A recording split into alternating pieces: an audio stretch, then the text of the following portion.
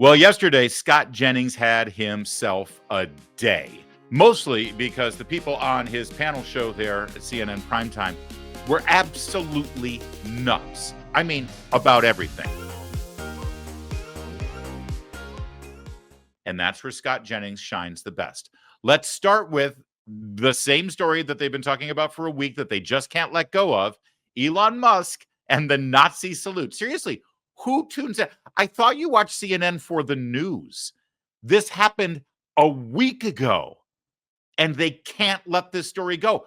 It's not good enough for them to cover a fake story within 24 hours of it not happening. Now they have to go a full week later and talk about something that never happened. But here we go. Elon Musk is a Nazi. Enter Scott Jennings.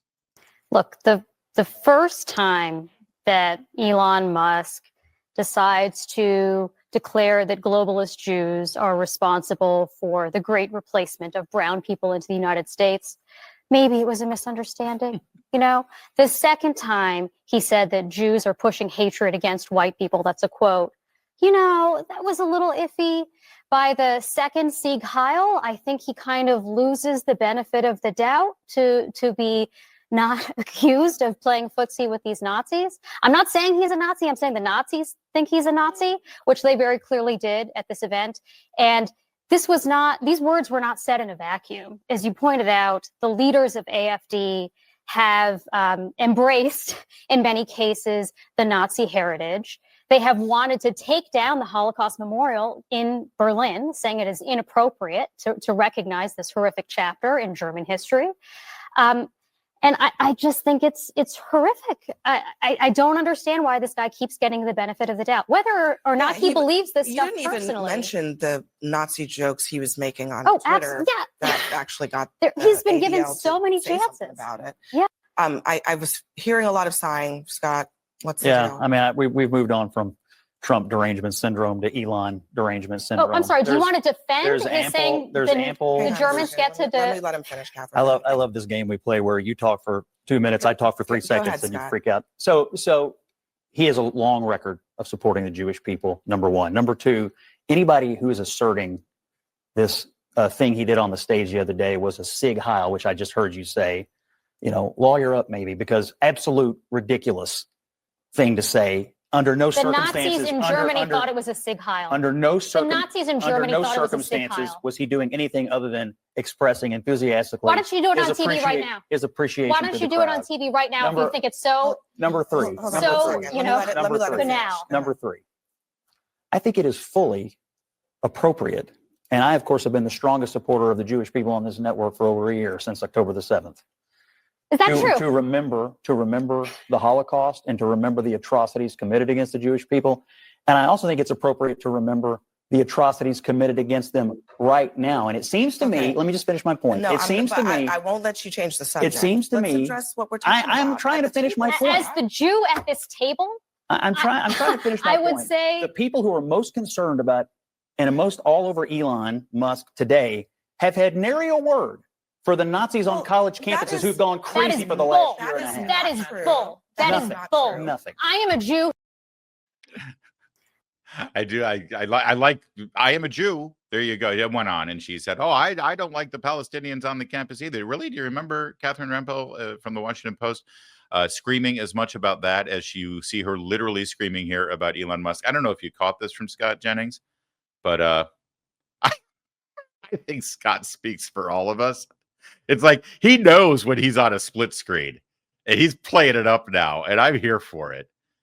And again, did you note all the interruptions and all of the personal attacks, by the way?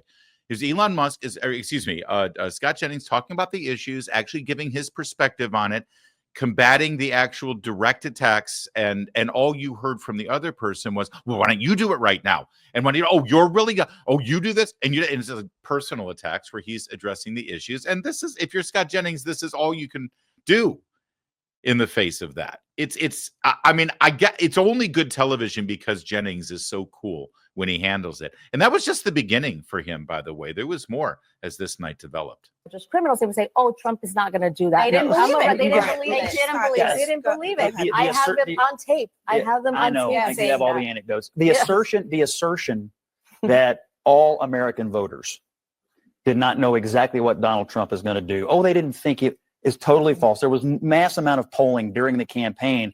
Hispanic Americans supported deportations in majority. You and I debated this many times. Yep. You claimed it wasn't true. And then what they do, they went and voted for Donald Yes, Trump. and now The election results are clear. There is no buyer's remorse. The people who followed our laws and came here legally are more than happy to see the laws. But here's what's being missed. I think this is is very critical. In a vacuum, yes, majority of Americans do support mass deportation, Scott. But you have seen this also in polls. When you start telling them what that means, Illegals right? leaving, they support No, what?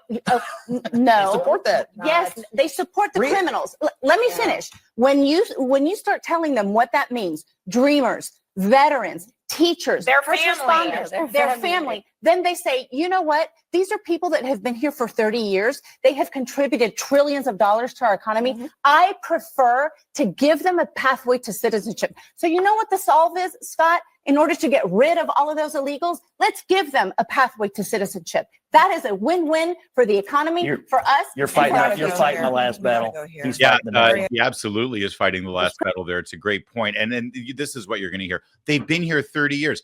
Could we start maybe with the people who came here in the last 3.5 years under Biden?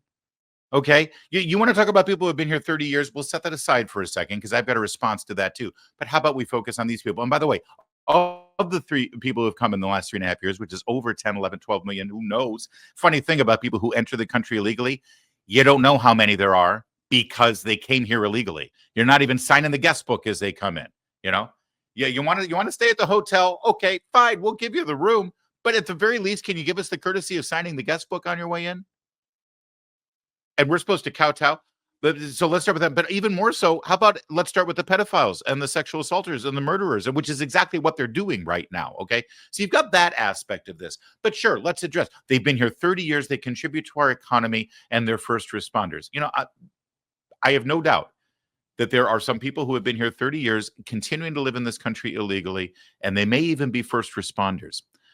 How did they get that job without documentation? I mean, I'm told that the illegal immigrants are really just undocumented immigrants, right? They're here, but they don't have documentation. Well, they got to have some kind of documentation. So when they got their job, whether it's at a Chipotle or it's at a accounting firm or it's as a first responder, as she just claimed, they had to show ID, right? They have to show a passport or a driver's license. We all have to fill out an I-9 form. So how did they do that if they're here illegally? Where did they get their documentation to get that job? And one can only presume that they got their documentation illegally, which is another crime in and of itself. And if you're a first responder and you obtained illegal documentation so you can get a job, listen, I appreciate you being a fireman or an EMS or whatever it is you're doing. I doubt that there are many of you. But yes, if you stole somebody's identity and you're guilty of identity theft, or if you have fraudulent documents, you know what? I don't like first responders who break the law. Do you? But I would love to know how many we're talking about. 30 years. 30 years they've been here? Okay. You know what? I'll tell you what. We'll save them for last if you want. Although, to be fair, they should probably go first because they've been able to benefit from everything we've done for them and looking the other way against their law breaking for 30 years. Isn't that enough? Maybe if they really love this country, they'd come clean. Scott Jennings had more to do and more to say there. I love when people get so unhinged on this panel that they say the stupidest, most unhinged things, and Scott Jennings just calmly points it out for them, and suddenly he's the bad guy. Department of Justice does not work for the president. Yes, the it does. Department of Justice works for the American people. No, it works for the executive branch. Department It's of in the Justice, Constitution. the It exists in the lawyers- executive branch. The lawyers of the Justice Department work for the American people. That you're acting And- like it's an and what- independent branch of government. It's in the executive branch run Yes. by the president. I mean, you yes, don't think there Scott, should but be a the lawyers firewall? of the Justice Department work for the American people, not for the president of the United States, not the person in the office. So you don't They think work for the anyone office, you don't not the think anyone in person the office. executive branch is bound to the head of the No. executive branch? No, here's the difference. That she is I'm sorry, I don't like to name call, but there's only one way to describe it: a moron. Oh no, they work for the American people. Oh really? Oh really? It's a platitude. It's a bromide. You work for the American people. Oh really? Okay, so they're my boss. I only answer to them. If I want to show up late, are they the ones who are going to get on me? If I need a sick day, which of the American people do I talk to take my sick day? Every single person in the government, whether the executive branch, the legislative branch, or the military, technically works for the American people because we pay their bills, we pay their salaries, we pay for the building they're in with our taxes. So yes, they work for us, but guess what we do here? We have a constitutional republic and a representative form of government where we elect members of the legislative branch. Why do I even have to explain this? Have you never watched Schoolhouse Rock, you moronic woman? We elect people in the legislative branch and they vote on laws and funding, but then we all vote for the Electoral College, which votes for the president. And the president runs the executive branch on our behalf, and he makes decisions on our behalf. And so, yes, they work for the American people, but they answer to the president. And you're damn right if the president of the United States wants to dictate hiring and firing policies in the executive branch, he has 100% authority to do so. And that's been recently validated by a court of law because Joe Biden came into office in 2021 and made a sweeping purge of presidential appointees that Donald Trump had put in place, including my buddy and your friend, I know you watch his show, Sean Spicer. Sean Spicer was appointed to the board of the United States Naval Academy. Sean Spicer is an officer in the United States Navy, in the Navy Reserves. He's a commander. And Joe Biden, out of hatred and spite, fired Sean Spicer for no reason whatsoever from the board of the United States Naval Academy just because he hated anybody associated with Trump. Spicer's not the only one. There were a bunch of other people. But Spicer fought it. Spicer took him to court. Look it up. The case is called Spicer versus Biden. And Spicer lost. But he won because he got a court of law to decide, and he got the Biden administration to fight in court for the right for any president to come in and fire anyone in the executive branch on any board or any appointee or any department if he so chooses. The Biden administration fought for that right to be validated by a court of law, and a judge solidified it and said, yep, you betcha. So I'm sorry, all you people who are upset that Donald Trump is utilizing Biden's power to get rid of people in the administration, but this is the bed you made. Fafo, baby. What goes around comes around. But that was just the beginning. Not only did he get this woman to say, well, they don't work for the president, they're just in the executive branch. But this was a great one. I love this one. Watch this. By your logic, if you apply it to the last administration, which I don't think is the case, then if Joe Biden wanted to go after Donald Trump because he wanted to go, the attorney general should be able to do it. And there was no. They did go after Donald Trump because Joe Biden didn't want to do it. He had a special prosecutor. He had But at the order. But then why is it wrong? Well, by your logic, if Joe Biden wanted to have the Justice Department go after Donald Trump, then he could have. He did. He did exactly that. And it's so brilliant. Look at the look on her face. And then she says, well, he didn't. He had a special prosecutor do it. Okay. Thanks for splitting that hair, babe. But my favorite part about the Scott Jennings effect right now on CNN is not just watching these beautiful clips and the great expressions on Scott Jennings' face. The best part is that the Jennings effect is starting to spread. It's contagious, if you will. And other Republicans who are brought on the panel to sort of be punching bags, as CNN does, well, they're starting to pick up on the cue here. Enter former governor of Minnesota, Tim Pawlenty, who's a nice enough guy. And as Minnesota Republicans go, he's about as conservative as you can get. It's Minnesota, after all.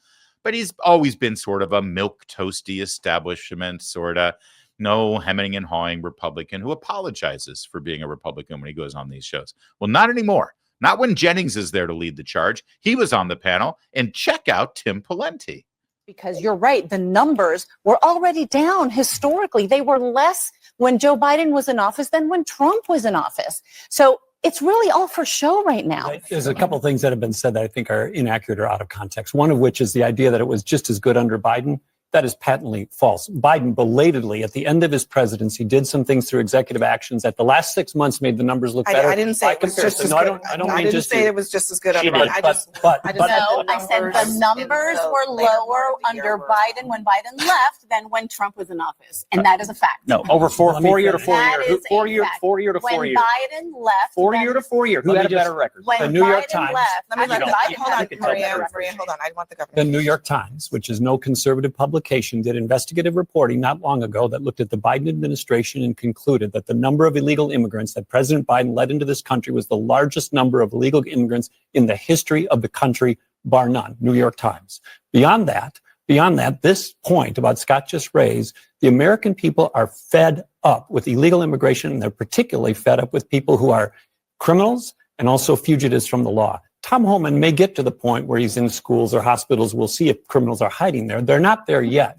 And the idea that somehow this is offensive to go after rapists, murderers, No one is sex saying traffickers. that that's Okay, offensive, but Governor. now those numbers No are going one to is ramp up. saying- I'll just make a prediction to you. Trump will increase those numbers well beyond what you saw under Biden.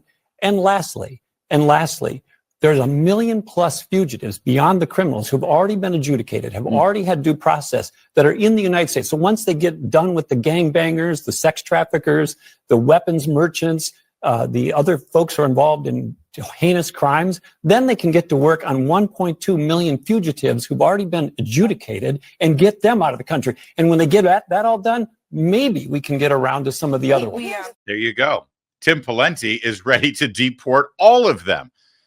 The Trump effect is contagious. And yes, the Scott Jennings effect on CNN is contagious. And for a brief shining moment there, that show almost looked balanced. Now, if they could just tell the women to stop interrupting all the time. I got to be honest with you. I don't want to sound sexist here. I really don't. I really love women, especially my wife and my daughters and my mom. But that's not a good look. When it's all women on the panel who take up the other political perspective and they are constantly interrupting and they are constant. It's just, if I were a woman, I would not be proud of how I am represented on CNN right now. So somebody's got to get a hold. They got rid of Acosta. That's good. Now they got a little bit more balance. They got Tim Pawlenty beaten up as well there with Scott Jennings on the other side of the table.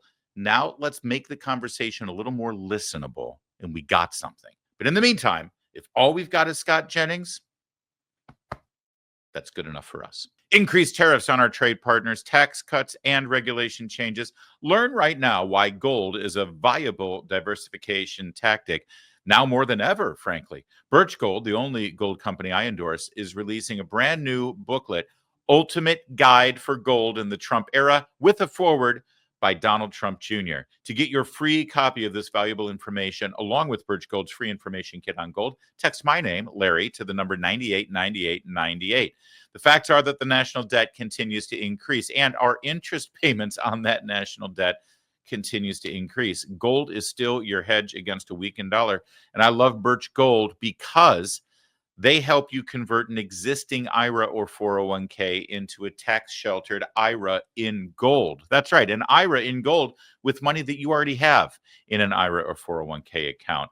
Text Larry to 989898. Get a free copy of the Ultimate Guide for Gold in the Trump Era. There is no obligation, just information, and I think it's a really good idea for you to do it today. Don't forget my name, Larry, to 989898. Do it today.